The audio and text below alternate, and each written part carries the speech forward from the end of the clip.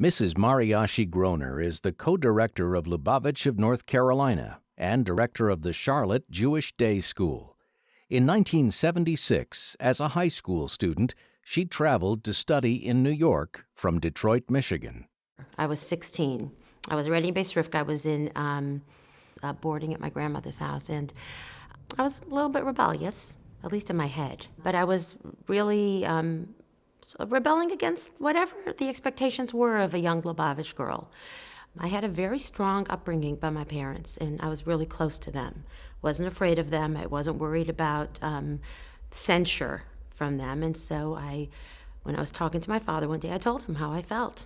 And I told him I was really a little bit not interested anymore in the restrictions that our life was demanding of me. He did not overreact. He did not get upset. And he said, why don't you write a letter to the Rebbe?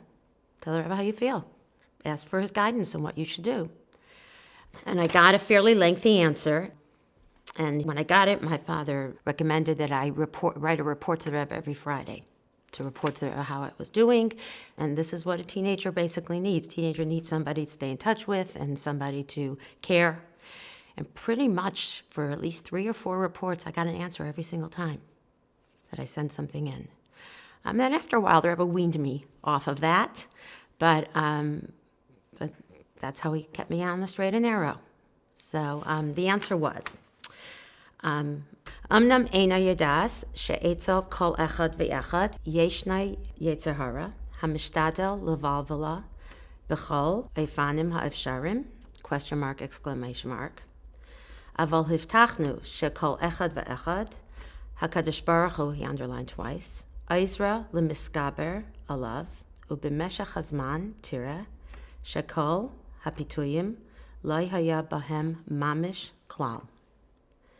על פי זה פשוט, שבאם חס ושלום, מפני בלבול היצר, חסר בקיים המצווה וכולו, הרי זה אבדה והפך השכל, אפילו בנפש הבהמס, וקל להבין. Oscar Alatian. And I lived with that answer for a while. I knew who the Rebbe was, and I knew the level of holiness the Rebbe stood at, and I knew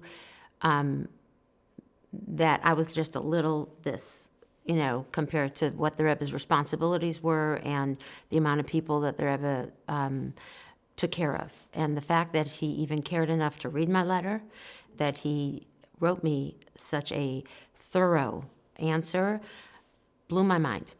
I mean, that just took me a while to really just absorb and process. And just because of that right there, I felt I owed him to really try to absorb that and see if that makes a difference to me. Just that, right there. He sent me a very loud message. He didn't tell me anything new, but we all know that when you hear it from the Rebbe in a sikha or in anything and you hear it again from his mouth, it takes root. So that's what it was.